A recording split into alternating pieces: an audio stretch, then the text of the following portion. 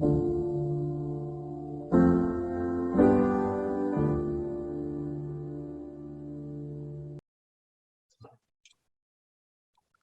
everyone, and welcome to another episode of the Compelling Conversations podcast. I'm really glad to be joined by my friend Rohale today. Rohale, thanks for being here, man. Yeah, of course, bro. Thanks for the invite. Yeah, absolutely. Rohale, I wanted to begin by asking you, do you ever feel left out or misunderstood? And if you do, how do you deal with that? I would say I'm gonna kind of twist your question. I'm not even gonna twist it. I'm gonna say I'll say because of how big social media has gotten, right? If you look at it at a broader spectrum, every single person now has that reliance on social media that where if we're not getting a reply back, we're not getting these many likes or something, like it takes a mental toll on us, I would say, and it leads to you feeling lonely in a sense if you think about it. And this is in such a broad spectrum. Like there's mental illnesses that are linked with social media, right? Like depression. Depression is one of the leading causes in the US. And a lot of it has to just do with like the people you hang out with and like the closure you're getting from people. So sometimes like even I feel left out, but it's more so like if you have such good friends around you, those good people that they'll notice if you're like off. Like by off I mean like you're not feeling yourself, you're not being yourself around them. You're not being yourself on like your FaceTime group calls when you're playing games or hanging out. They'll just notice something different. And I would say that relates back to just having good friends. So I mean, all of us will always feel left out. So I don't know. I don't know if that's a good way to put it, but you'll always feel left out in a sense because there's always something new that's happening, you know? Do you ever feel misunderstood, though? He, I guess, like, I don't know how to describe that, because the misunderstood part is like, okay, I I can't force someone to see what I'm seeing, right? I can explain my viewpoint to an extent, but even if you don't understand it at that extent, it's nothing that I can do.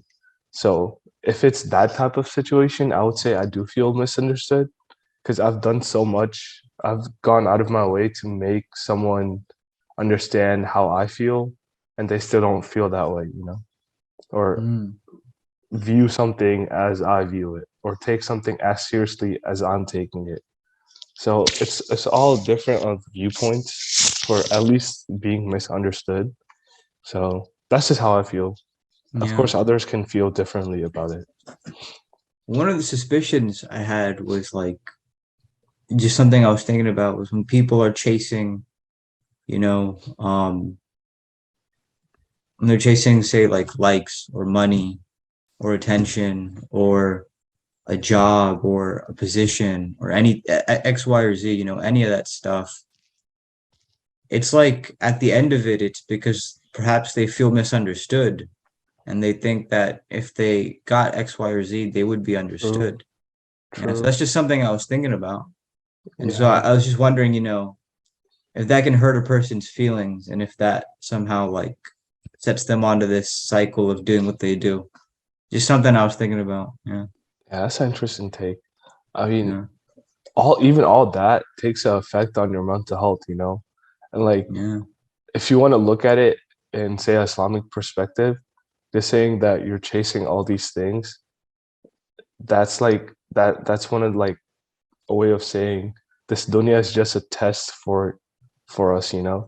So if you want to think of it that way, there's different ways, in my opinion, there's different ways or different perspectives of every situation that we can come up with. Yeah. That's interesting that you mentioned that because, um, yeah, it just makes me think like perhaps we will never fully be understood here. It's Exactly. only after death where you will perhaps be fully understood. Yeah. Exactly. Who and do you your think yeah. no, no, you go on, go on. Who do you think understands you best outside of God and yourself? If you don't mind me asking. I mean, for me, it would probably be my friends, right? Because I would say with my parents, it's more so they understand like the generational gap we have, especially since we're immigrants, right? So they know the generational gap. They understand like all like everything that goes on in my friend group and all that. But it's not something that hey we can personally relate to, right? I can be open about it to them all the time. Like they won't mind me ranting to them about something that happened in my friend group or something that's going on in my life. But like they wouldn't understand it the same way as my friends understand it, you know? And that goes back to the generational gap we have Mm, because they have different experiences and I have different experiences. And I'm learning and they're learning. Even at this age, we're all learning, you know? yeah. So, One thing I was experiencing and thinking about lately is like if someone is disappointed in you, you feel embarrassed, and that right. is connected to feeling guilty. And that guiltiness, like it inspires you to like do better. So I'm curious for you, um, does that ever happen? Do you feel like being embarrassed or guilty inspires you to do better? I would say that affects me greatly, especially because everyone has a past, right? And you learn from it, like I just said. I would say like I was saying earlier about how you've done so much and that person still does not understand you or doesn't look at something the way you're looking at it. And for me, even if I do that, and I'll feel bad because hey, I tried doing something out of my pure like heart, my pure good in my heart, right? And you still don't understand that, I'll still feel bad because like I don't want it affecting us or our relationship, you know? That's just how I am. I don't know. I don't know if many people nowadays are even like that. You know, it's I don't know. That's just how this world is moving, bro. Like I don't know. I don't know. I don't like where we're going, bro. I don't like it. Yeah, yeah. It, I like how you are an MSA officer, and I like that the service that I've seen you put in, and I think it's real spot on. So I applaud you for that. Like that's cool stuff. I'm curious for you, what has that done? How has it shaped you, do you think? Right. So first, thank you. Like again, a lot of people don't like actually say that to anyone on the show, right? At least not that I've heard. At least not that I've heard. I haven't heard many people say that, right?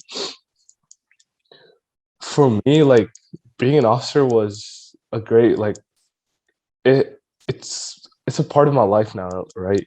Like I have to get up, I have to be like, dang, I need to check my MSA email, like, yo, what's going on, right? Because I have all these things that are going on, and I need to get them done. So it's just like it's just been a part of my life for it's been a year and a half now. So just being an officer again, like it's out of like it's your what's it called? What's the word? I can't. It's on my tongue. It's like it's your intention. It's all about intentions, like a lot of things in life. So like if you have the purest intentions and you're doing something for the sake of Allah, right? And just me thinking that way, I would say my first year being an officer, it was a rocky road. It was something that it was a learning curve in life, right? And then this year, since we're working with a bigger team and we're working with so many people that you want to get to know them more. You want to be friends with them. And I would say it's just being an officer isn't just oh yeah I'm gonna do this and we're just gonna have an event. It's about I'm gonna do this and now I want it to impact others in a way that hey they make new friends, they make new connections, and they meet people that lead them to have a better connection with Allah, right? That's how Yeah. I view it. When you're in that leadership position, how do you balance like your emotions and being a leader? What do you think about that? Right. responsibility type of a thing. So Yeah. that's actually for me personally, it's actually very difficult, right? Because like I'm very open about how I feel. Like if you know me personally and if you've met me, you know I'm very open about how I feel. Like even in Why person, is that? for me it's like why lie to someone's face, you know? Why I lie like that. why lie to someone's face? I If like that. if like something is bothering you, you need to let me know and I need to let you know, right? I love So that. Yeah. so what's the point of hiding it? So I'll say the balance comes from being mature, you know? Like for What me does it's that like mean? for me it's like I can be very immature at times. Like in the basement, we're all playing around. I'll mess around with y'all, right? But when it's time to be serious, you have to be serious. And that could apply to so many things in life too. Just you need to have what's it called? Again, I can't remember the word. What's it called? Consistency, not consistent. It's not like I don't know, resilience. It's something I Yeah. don't know what to say. I can't remember the word. Yeah, But that's fine. No worries. Yeah. yeah, I don't know. That's just Yeah. how I feel, right? Like Yeah. why lie to someone's face if it's bothering you? Yeah. What if that thing ends up affecting a relationship? Whether it Yeah. be it would be in your friend group or someone outside your friend group, someone who's attending events and it affects them and they don't start coming.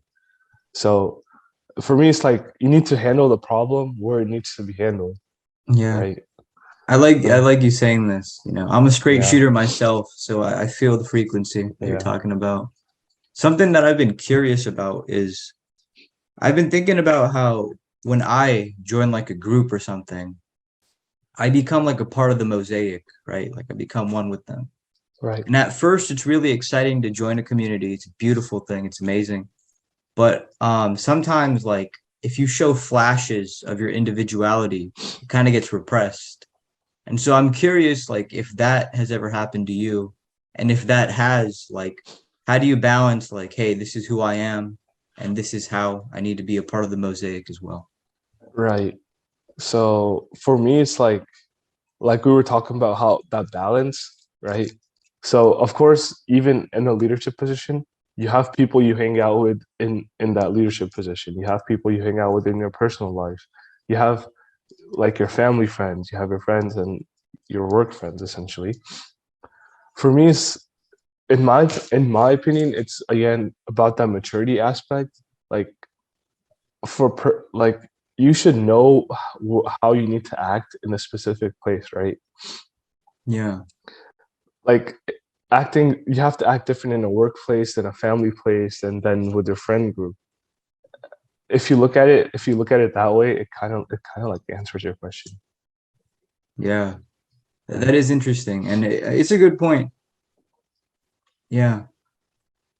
Do you ever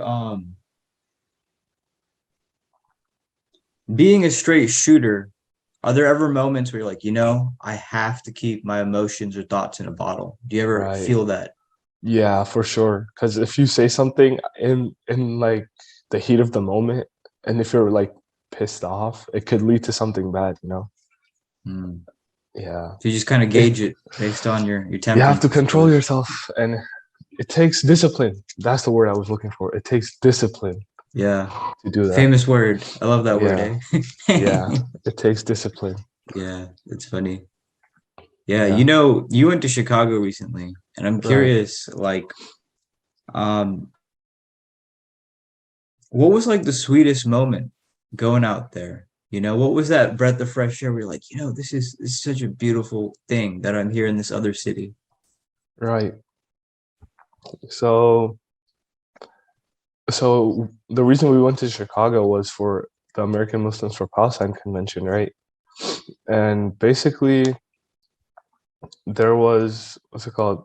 The last night of the convention, it was like a huge dupka night and getting to know all the sponsors, all the big people who talked there. They handed out so many rewards, right? And you know the Houston room at UH? Imagine a room as big, probably a little bit bigger than that, just filled with so many people just just sitting there, and Just they're doing cheering, they're dubke. talking. Well, they're not doing dubke, they're watching the performance, right? Yeah. Um, Sitting there talking, getting to know each other, making new friends. And I would say even though it was so loud, it was my head was hurting, it was just in the heat of the moment. Now if I look back at it, I would say that was probably like dang, we did that. Like we attended this. We got here. Yeah. We learned so much in a matter of 3 to 4 days. I would say that that night was probably the like moment of realization that I learned so much about a bigger cause than me, you know? Yeah. It's funny that you say that because like there's moments in my life where I notice this a lot. I show up somewhere and I'm like looking for the moment that I was here for, if that makes sense. Like Right. why was the reason that I Yeah, was why did I here? come here? Like, Yeah, and what's then the point like of me it being here? usually manifests itself in like, wow, this was the moment that I was meant here to see or to be in. It's really Right. cool. I mentioned that thing about Chicago because uh when I travel, it's like a breath of fresh air. It's like, wow, like I'm somewhere else and whatnot. Right. And there's this place in California called Laguna Beach. It's a really nice place. And sometimes I just think like, if I could just go over there, like, and just sit in the sand, like problems would be solved, everything would be Right. like Yeah. real blissful. But there's this one TV show, and the whole show takes place in Laguna Beach. And the main characters there, like, they're like, we just need to leave Laguna. Like, everything will be a lot better. We need to take a vacation. And that makes me think like Trouble in Paradise, like that's where they're Yeah. sitting and That's where you want to they're not, go. yeah, they're not satisfied with it. And so it just makes me think Yeah. like, wow, like you could really go anywhere on earth and And you would still not still be have like, satisfied. yeah, Yeah. exactly. Yeah. So it's just something interesting I was thinking about. And Yeah. I was wondering if you've ever like experienced something like that. I would say so whenever I travel, the last 2 times I traveled, 3 times. So I've been to New York and Denver and Chicago. I lived in Chicago for a while, so like for me it wasn't something brand new, but it was something that hey, I got to experience it with my own free will, right? Not my parents holding my hand, like, hey, look at this, right? But when I went to Chicago and Denver, it was with a couple of my like really close friends. So like our first night in New York, our first night, we're taking the subway back to the hotel like 2 a.m. We're just like laughing it up in the train, doing like just being bros, right? And then for Denver, and that night was very scary because 2 a.m. in the subway in New York, right? Joker Just vibes, eh? exactly, just imagine that. And then we're not even scared, like we're just there. Oh yeah, it happened. Like who cares, right? And then Denver. So Denver was like we went to I think Bill or one of the towns up north, and we're coming back down and there's a snowstorm. Damn. S- So we had two ways to get back to the hotel. Either we take a way that has no guardrail and we might end up dying, right? But we avoid a traffic jam. Or we take a way. Oh, my alarm's going off. Sorry. You good? 7. Okay. Yeah. So, or we take away that we have to wait 2 hours just stuck in traffic, Yeah. right? Low on gas. Um, yeah, and we took the 2 hour route. We made it. Like we stopped in some abandoned town for gas. It's like 2 a.m. and yeah, it was fun because I have a video of us and we're just playing a random song and I'm looking out the car window. I'm just standing there recording the whole traffic jam. And I look inside the car and it's just me. I'm recording my friends doing just stupid things. Right. Interesting. So for me, it's like if I'm traveling with them, I'll feel homesick for a little bit, but like it'll go away. Yeah. So So when you do travel, like, well, what do you think if you were to like narrow it down, it does for you? for me, it's like it's just more of a mental break from life because we go through so much every day through the school year, through our work year, for those who work, right? That we need a What break. We need a what break sometimes. truths does traveling reveal to you about yourself? About myself, ooh, that's a deep question. Um, dude, I actually have no idea how to answer that. That's okay, you I know. would say like maybe getting closer with my friends, like Mhm. closer than we are, because every time we travel, you learn something about people. Like even if you're close with them, you learn more about them. You know, because not all of us are always going to be telling each other everything. So I would Yeah, say every time I travel, I get closer with them because of the adventures we're having, and it yeah, just leads to a better brotherhood in a sense. And in my opinion, that's how it should be. That's how traveling should be, right? yeah, And like right now, we're like, dude, we want to go to Japan and the UK and Europe. We have this whole bucket list, but like we're still young and there's so much left in the future, so we don't know. Inshallah, it happens one day. yeah, inshallah. Who do you see yourself in the most? Where do you draw inspiration from? So interesting. I would say inspiration wise, it's a lot. It's a lot of people in my life, and it's just people around me that push me to do better. You know, be a better person. Be pushing me to like just do better in school. Like my dad, he's always asking me, "Hey, how are your grades? How's your MCAT prep going? How how's just life in general?" And he always pushes me to do my best. Like about last year, it was really difficult for me because my MCAT prep was going on. I was doing bad in classes, right? And it was so difficult. And just my dad was there, and we just talked about it. We ran through it, and I'll say he's my biggest inspiration because of how hard it has been on him since his college years, right? Because all of our parents, they do so much for us, and if you don't sit there and talk to them about it, we'll never know. Like we'll never get to know them. So that's what I would say. Yeah, that's really beautiful that you mentioned that. Yeah. I'm curious, like, have you redeemed yourself, do you think? You were talking about like it being a rough patch Um, for you. And if so, like, yeah. what is redemption like for a person? What do you think? I mean, I'm still working on it. My grades have gotten like alhamdulillah, like they're doing good, and I hope they continue to do good. Redemption, in a sense, you could put it as so. In simple terms, it would be just like relationship wise with your parents, with your friends. It could be like getting to know what takes each other off. You know how you could how you could like live or cooperate in the same space again, or how But you what could does just redemption mean to you, though? for me it's just like I don't want the other person to feel like I'm giving up on the relationship, or I don't want to be in their life because of something that happened in the past. I want us to continue working on it. I want us to Mm. be friends again, you know.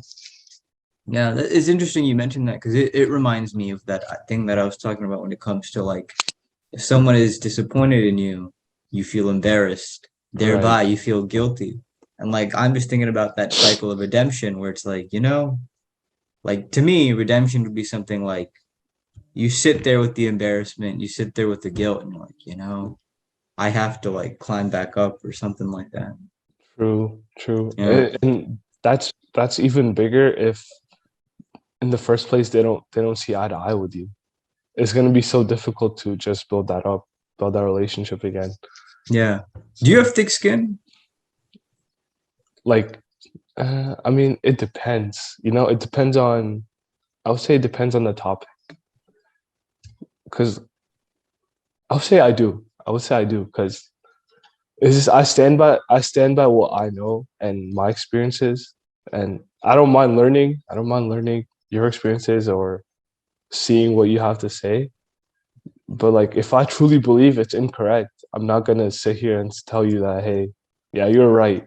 Congrats. Like, no, I have my beliefs and I want to stand by that. And I feel like that's how everyone in society should be. That's You shouldn't let other people's beliefs like change you. You should learn from them, but you shouldn't take it in a sense, hey, okay, just think of it as someone saying, hey, yeah, you're wrong and you need to change, even if it's for like the smallest thing, right? So Yeah, for me, it's like I don't want that. Like that's that's where unfair to like me. the pride gets confronted, right? Exactly. Even if it's Yeah, yeah, for the yeah. smallest little thing in this world, you need to essentially you have to stand up for yourself because no one else is gonna do it for you. So if you don't do it, then who else is gonna do it? When someone Right. pokes at your pride, how do you gauge between, hey, like they're trying to help me, or hey, they're just imposing themselves on me? Right. I mean, I imagine it's So circumstantial, but just curious for any so thoughts you might for have. for pride wise, I would say every one of us have a point that someone reaches. Like if you constantly keep bothering me about something, and I'm letting it slide. I'm not gonna bother you about it. I'm like, okay, yeah, I'll learn. I'll do all this, right? But if you say something that really really ticks me off, I'm gonna have to confront you. I'm gonna have to talk to you about it, right? Because again, you like you said, pride, like that pride aspect is again discipline, is in a sense, right? I don't know. Yeah, yeah. I had a question for you, but before that, I just wanted to share like a piece of a poem I'd written. And the line goes, these two lines go something like, when it is about the ego, be like Hassan. And when it is beyond the ego, be like Hussein, if you understand that reference. Kind of. Yeah. Like in the grandsons of the prophet, peace be upon him. Yeah, yeah. Like when it came to the role of leadership, there was like an argument between, Hassan and Right, Muawiyah. right, right. And Hassan, he's just like, you know what? Like, it's all good, man. It's all yours. So it was like when it was about ego, so to speak, um, he just kind of gave up. But with the Hussein, when it was like beyond the ego, when it was like, hey, it's not just my pride, it's like I'm being real, I'm on like the right side here. It's like he stood his Correct, yeah. ground. Yeah. But the question I wanted to ask you was, do you evade difficult conversations or do you embrace them? I embrace difficult conversations because say you're in you need to have it and you don't, right? Like, what's the point of not having that conversation? Are you just trying to hide something from them? Are you scared How do of you them? muster up the courage for Right? yourself? So for me, it's just like if I don't do it, if I don't talk it out, it's gonna eventually affect the relationship. It doesn't matter what relationship, it'll affect it because it could change your intention, it could change your viewpoint, it could affect the friendship, right? So you need to talk it out. Like you need to be straightforward with whoever you're talking to, your Yeah. parents, your friends, your coworkers. If you don't do it, it's going to affect you some way, somehow. It could lead to a mental block. You know Yeah. what I mean? I forget the man who says this, Thomas something, I think, but he says something along the lines of truth. No, hell is truth seen too late. And that really like hit hard, like damn, that's true. That's interesting. Yeah, yeah. Um, yeah. But everything that I've shared with you today, it's just been what's been on my mind. So I'm curious to hear a little bit of what's perhaps on your mind and if there'd be a dialogue between us for that. I mean, so I've been talking so much about the mental aspect of things, and that's because a few days ago, or was it yesterday? A few days ago, I was going through Google. I'm like, you know what? Let me search up. how men's mental health has been lately. Because if you even look at it, there's such a big difference in society viewing viewing mental health, right? It's not even talked about as much. It's not talked about as much as I would hope, right? At our campus, UH, they say they have all these resources, they have all this, but do you ever see advertisement or do you ever see them telling you, hey, come to this for mental something awareness or whatever? You don't Can't see say I it. have. Yeah. Exactly. Not even men's, like I'm just this is just general wise. Like I would say everyone's mental health is so important, and we all will have blocks in our lives if you don't find a way to cope with things, right? Whether Yeah. it be working out, reading books, playing video games, you have to have a coping mechanism in a sense. And and with that coping mechanism, you also need discipline, like you need it with everything in life. In the beginning Um, of our conversation, you mentioned social media, and it plays a role in everybody's life in a different way, whether we see it or we don't. And I'm sure that contributes to what you're talking about. Um, if you don't mind me asking, what are your experiences with social media, and how do you, I don't know, attribute discipline to that? so social media wise, in my opinion, right? So I'm not gonna follow people back or follow you if I don't know you, right?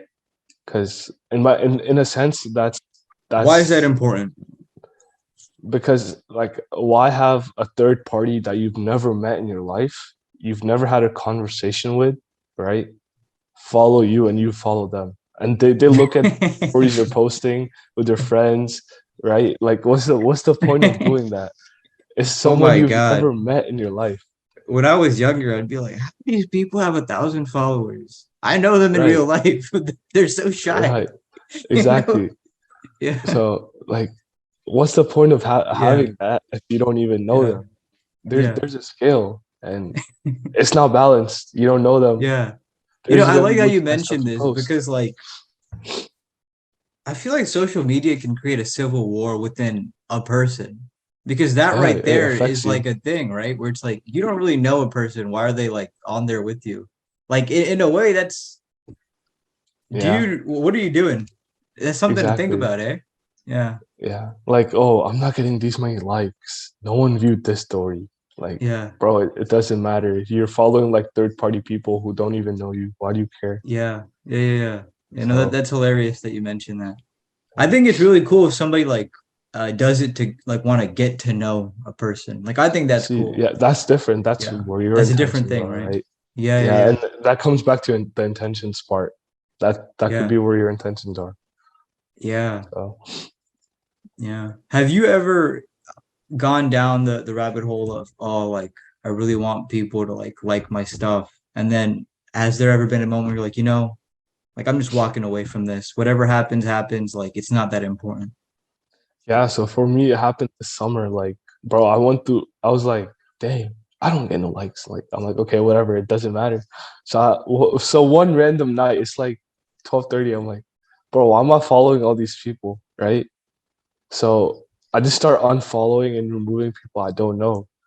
And I was like, dang, I was following all these random people that I don't know. What's the I point of love that? that. Like, It's like a moment of clarity, eh? exactly.